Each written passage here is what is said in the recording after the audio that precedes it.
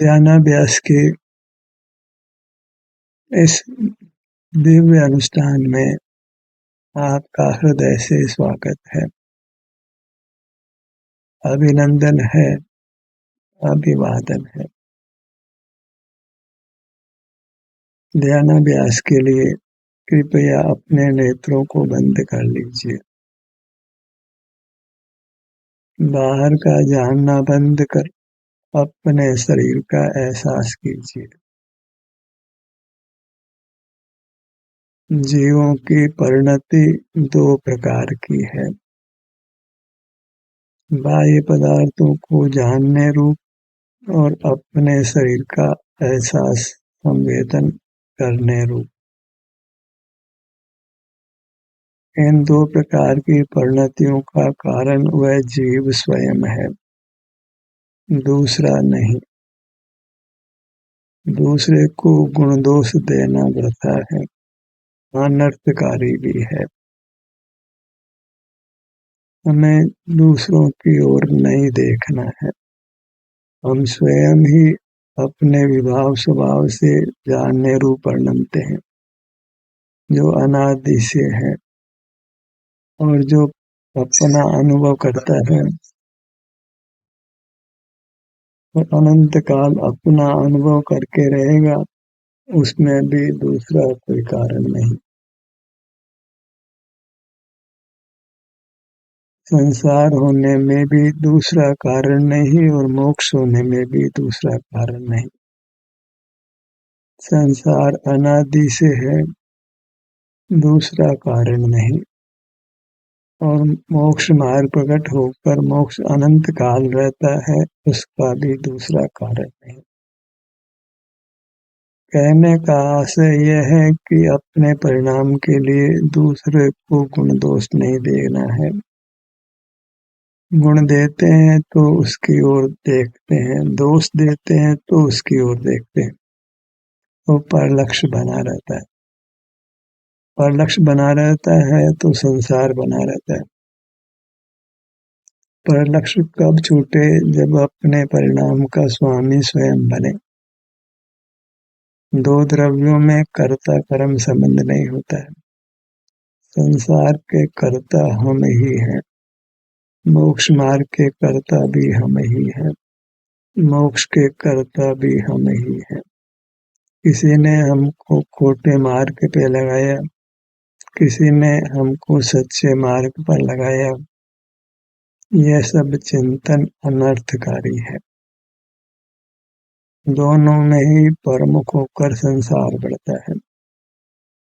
हम अन्य के कारण से संसार में नहीं हैं, अन्य के कारण से मोक्ष मार्ग में नहीं है, अन्य के कारण से मोक्ष में नहीं होंगे।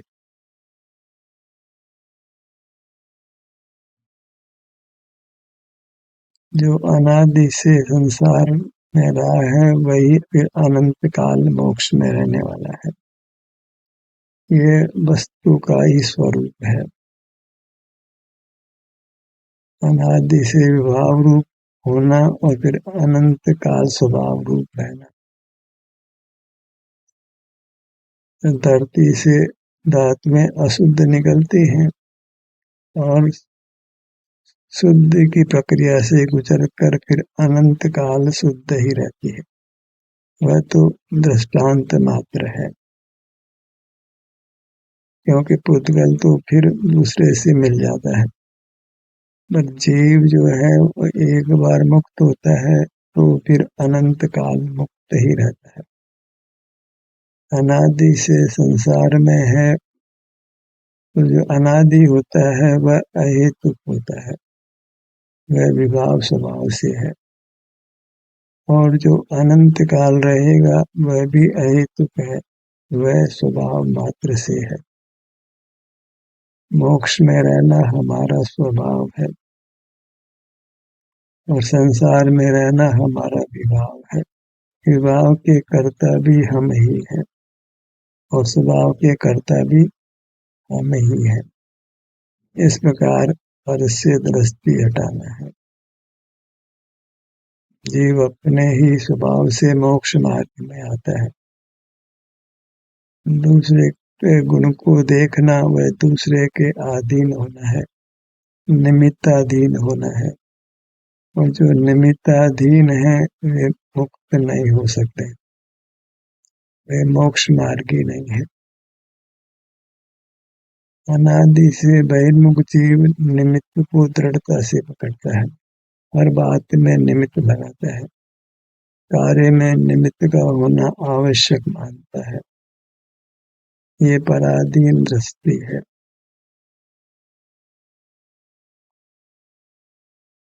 परिणाम को परिणामी से देखो,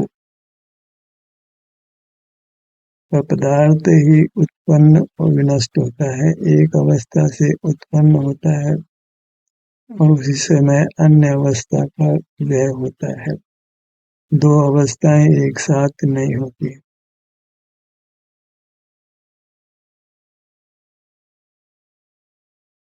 स्वयं परिणमती वस्तु का दूसरा कर्ता नहीं होता है। भले हम शास्त्रों में ये बात पढ़ लें पर जीवन में क्रियान्वित नहीं होती है, क्योंकि वह शुष्क ज्ञान के स्तर पर होती है। फिर कोई जीव पलट जाता है, अपना मुख अपनी ओर करके ठहरता है तो निमित्त की दृष्टि समाप्त हो जाती है।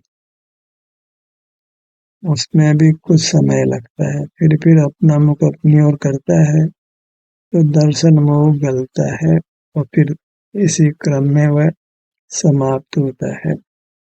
अपना मुख अपनी ओर करते ही हम मोक्ष मार्गी हो गए ऐसा भी नहीं है, क्योंकि बाल गोपाल सब जीवों का मुख अपनी ओर आराम वेदना की स्थिति में आता ही है। अपने संवेदन के बिना तो जीव अपने हाथ पांव को नहीं हिला सकता है, आंखों को बंद और खोल भी नहीं सकता है, न खाना बना सकता है न खाना खा सकता है, क्योंकि हर काम में अपने शरीर का परिचय होना आवश्यक है। हाथों का परिचय नहीं हो तो हाथ कैसे हिलाएगा, पाँव का परिचय नहीं हो तो पाँव कैसे हिलाएगा। अंधा व्यक्ति भी हाथ पैरों को हिला लेता है, भले उसको वर्ण ज्ञात नहीं हो पर अपना स्वरूप तो अनुभव में आता ही है।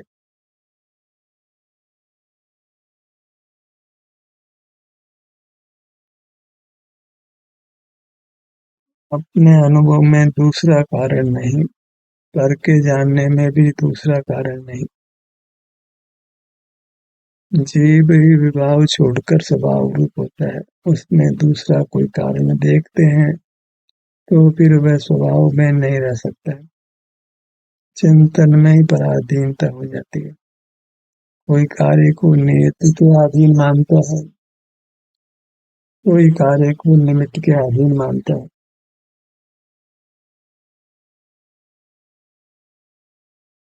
परिणाम परिणामी से होते हैं, दूसरा कारण नहीं देखना है, क्योंकि दो द्रव्य मिलकर परिणाम नहीं होता है, एक अकेला ही परिणमता है। निमित्त की ओर देखने से सब गड़बड़ हो जाता है। वस्तु को अकेला देखना है, तभी वस्तु का सच्चा परिचय मिलता है।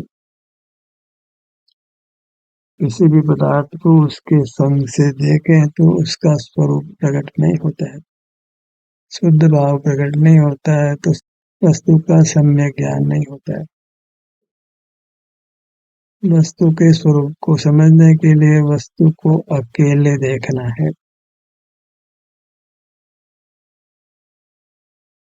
हवाई जहाज में बैठकर हम यात्रा कर रहे हैं तो हवाई जहाज को नहीं देखे तो वह व्यक्ति अकेला गति करता दिखाई देता है।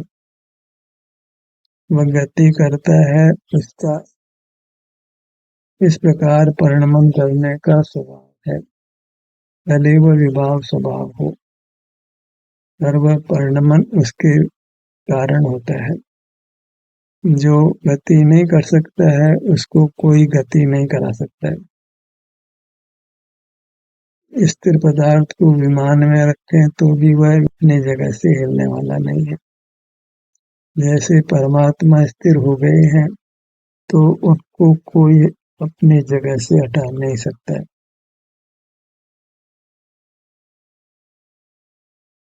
जो भी परिणाम हो रहा है वह वस्तु के स्वयं के कारण से हो रहा है। अपराध भी स्वयं के कारण से हो रहा है।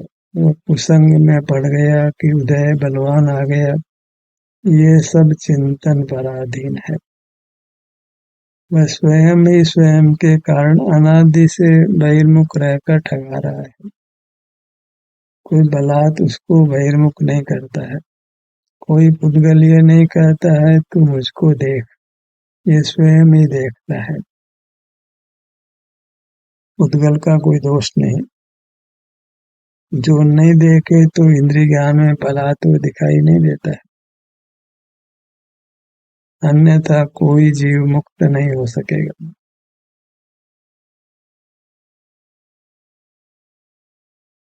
जब इंद्रियों से इंद्रिय ज्ञान होता है, इंद्रियां उसमें सशक्त कारण है, तो फिर कभी इंद्रिय ज्ञान का अभाव नहीं हो सकता है। फिर एक जीव भी परमात्मा अनंत काल में होने वाला नहीं है। पदार्थ स्वयं ही अपने परिणमन स्वभाव से परिणमता है। दूसरा उसमें कारण देखना योग्य नहीं है, अन्यथा स्वभाव रूप परिणमन होने वाला नहीं है। हम जब चाहें तब जानना बंद कर सकते हैं, अपना अनुभव कर सकते हैं। स्वयं ही अपना अनुभव छोड़ के जानने रूप कार्य कर सकता है। वचन चेष्टा कर सकता है, काय चेष्टा कर सकता है, श्वासोश्वास को जितना हो सके रोक सकता है, लंबी सांस ले सकता है, धीमी धीमी सांस ले सकता है। अपने परिणाम का वही करता है।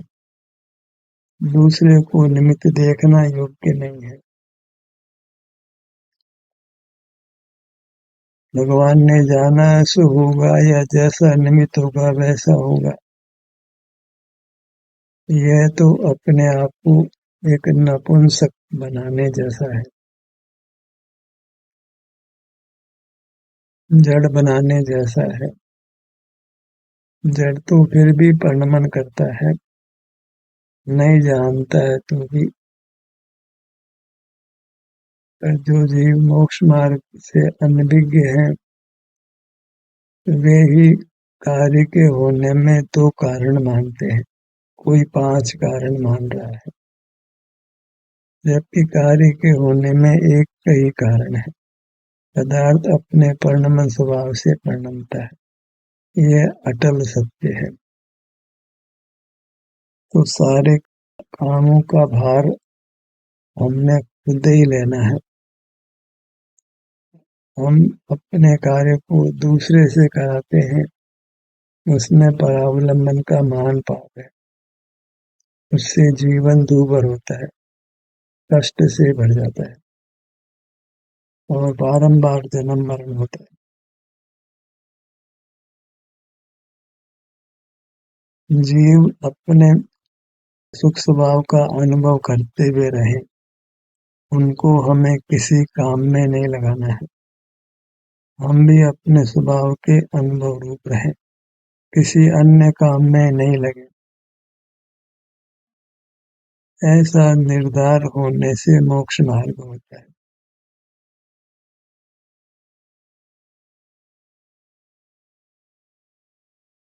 जानना नहीं है, अपना अनुभव करना है।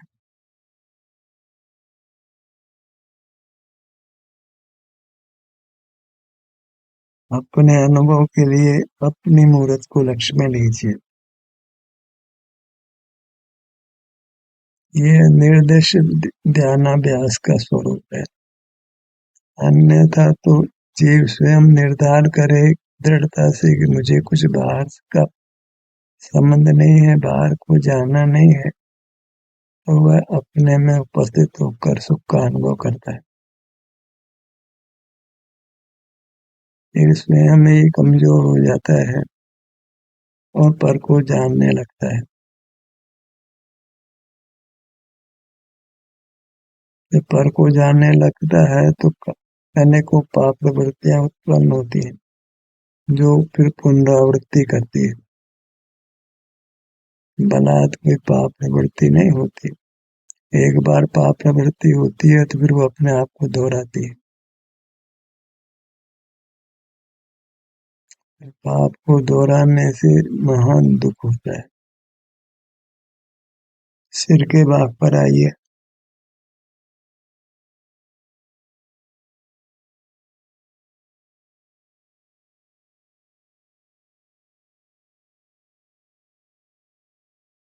आप अपने सिर के भाग पर आते हैं, उसमें उस प्रयत्न में पूरे के पूरे आप ही हैं, दूसरा नहीं है। पदार्थ के परिणमन में दूसरा उसमें कुछ भी नहीं कर सकता है।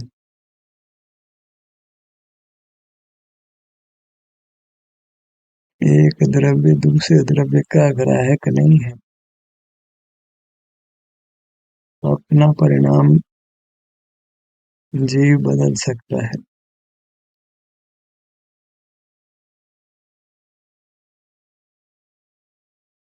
कभी किसी को पहचान हो जाती है कि बाहर रहने में आकुलता होती है। स्वयं ही कभी अंतर्मुख होता है और मार्ग जान लेता है। उपदेश सुनकर अंतर्मुख होता है। दोनों स्थितियों में अंतर्मुखता की समानता है।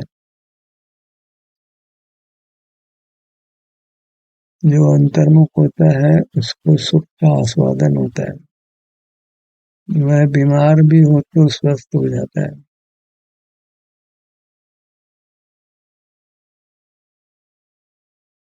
लाट के भाग पर आइए।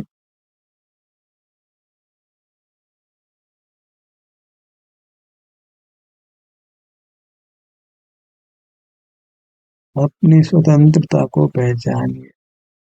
ज्ञान दर्शन की अपेक्षा अन्य भाव तो पराधीन हो, उसमें पराधीनता ही प्रदान होती है। कोई काम हमारे बिना चेष्टा के ही होने लगता है। हृदय धड़कता है, श्वास आती जाती है, पेट फूलता है, सिकुड़ता है। हम बालक से युवा हो जाते हैं, निरोग से रोगी हो जाते हैं, रोगी से निरोग हो जाते हैं। हमारा अधिकार है कि हम पर को जाने या नहीं जाने, बस उसी के अनुरूप फिर अन्य प्रवृत्तियां होती है। तो मोक्ष मार्ग में यथार्थ निर्णय होना जरूरी है कि पर के जानने से संसार होता है और स्वयं के अनुभव से मोक्ष मार्ग होता है। ऐसा अनुभव से निर्धार करना है। पर के जानने में क्या परिणाम, क्या फल आता है, अपना अनुभव करने में क्या फल आता है, इसका भेद ज्ञान स्वयं को करना होता है। भेद विज्ञानता सिद्धा किल केचन, अस्य अभाव तो बद्धा बद्धा किल केचन। यही छूटने और बंधने का संक्षेप है। बस बहिर्मुखता और अंतर्मुखता, पर के जानने और अपना अनुभव करने में भेद विज्ञान करना है। प्रथम कत्वा तत्र कोत्वलीसम। पूरी ताकत भी लगानी पड़े तो ताकत लगाना है कि पर का जानना निंद है, स्वभाव नहीं है, विभाव है। और अपना अनुभव करना वह स्वाधीन है, सहज है, सुख रूप है। इस प्रकार बहिर्मुख परिणाम अंतर्मुख परिणाम में भेद ज्ञान करके अपने अनुभव रूप ही रहना है। लाट का भाग।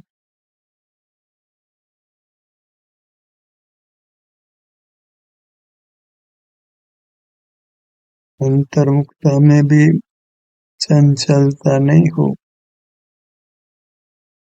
अपने विभिन्न स्थलों में परिभ्रमण नहीं हो, वह तो योग्य ही है, पर वृत्ति बहिर्मुख होती हो तो एक स्थल का आग्रह नहीं रखना है, दूसरे स्थल पर चले जाना है। वहां भी कोई तकलीफ बनती हो तो तीसरे स्थल पर चले जाना है। पर जब पर से सुख की आशा छूट गई, अपने से सुख की आशा हुई, तो फिर मोक्ष होने में देर नहीं लगती। यथार्थ स्थिति यही है कि पर से सुख की आशा मिटी नहीं है।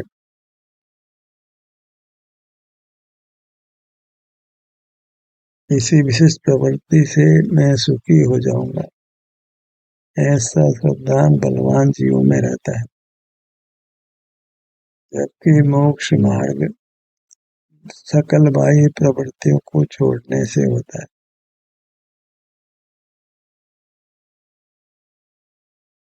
ज्ञेयों को कभी जान भी लिया हो तो उसको बुलाना होता है। गुरु मध्य पर आइए।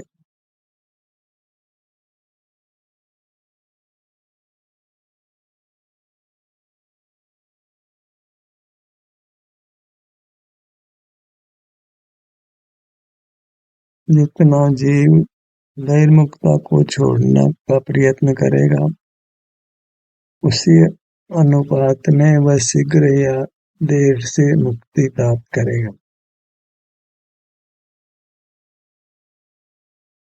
सुखी होने का मार्ग जान लेने पर भी उस मार्ग पर प्रवृत्त होना होता है, अन्यथा सर्व ही जानना निमित्त भी नहीं होता है।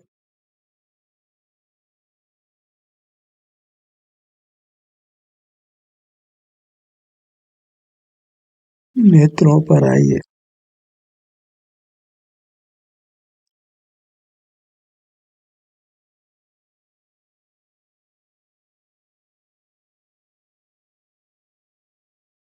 कुछ बाह्य आकांक्षा नहीं हो, उस आकांक्षा का फल ही संसार है,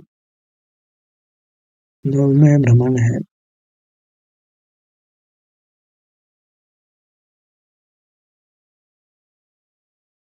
बाहर से मुख फेर लेना है, सहज है, निष्पाप है।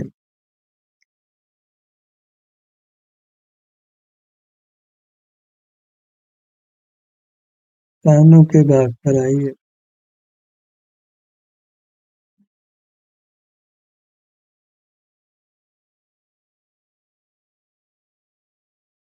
बायां कान, दायां कान, यही परमात्म दर्शन है। दर्शन नाम स्वानुभव का है, दर्शन नाम सुख का है।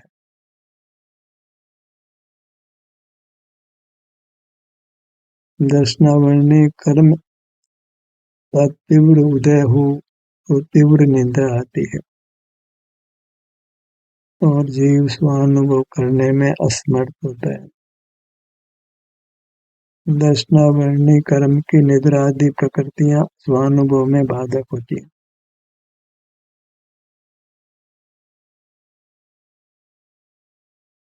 पर स्वानुभव का प्रयत्न करें तो निद्रा पर विजय होती है, तो हम समय का पूरा लाभ ले सकते हैं। नहीं तो निद्रा में आधे से ज्यादा जीवन व्यतीत हो जाता है। नासिका पर आइए।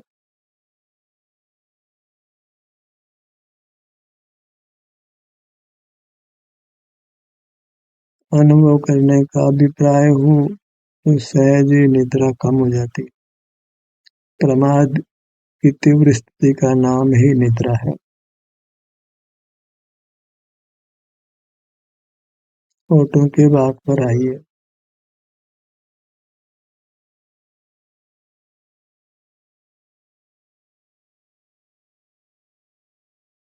मुख के भीतर जिह्वा, ऊपर तालू, कंठ, ठुड्डी, दायां गाल, दायां गाल, पूरा मुखमंडल,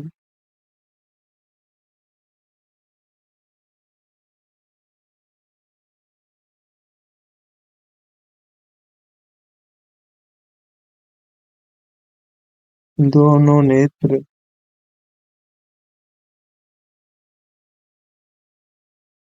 बायां नेत्र, दायां नेत्र,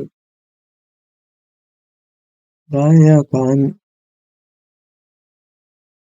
हमारा ये व्यवसाय ही हमारे ज्ञान को निर्मल करता है, हमारे इंद्रियों को कुशल करता है, मन मस्तिष्क को स्वस्थ रखता है। अपने विभिन्न स्थानों पर आना,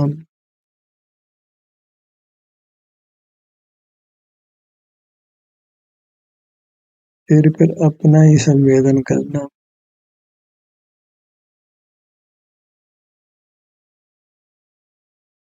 अपने में ही अंतर यात्रा करना,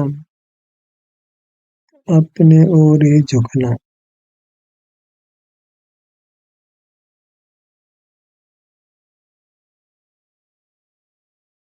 पर का चिंतन नहीं, पर का जानना नहीं, पर का स्मरण नहीं, अपने भूत का स्मरण नहीं, अपने भविष्य का कोई विकल्प नहीं, बोलना नहीं, हिलना डुलना नहीं,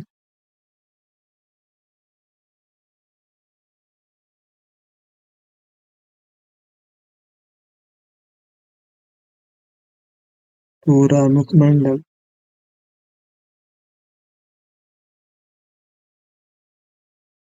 मुखमंडल के विभिन्न अवयव,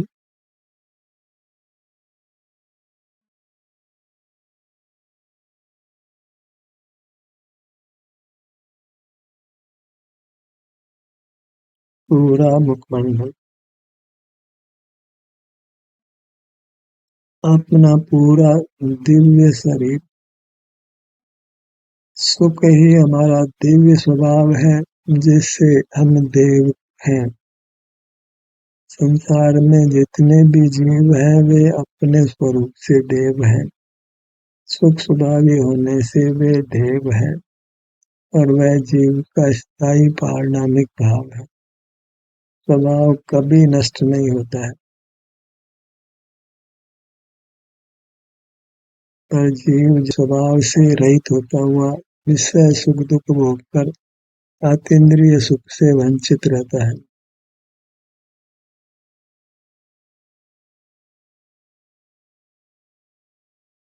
अपने मूर्त से युक्त रहने का ही सदा अभिप्राय रखिए, संकल्प करिए, नियम लीजिए।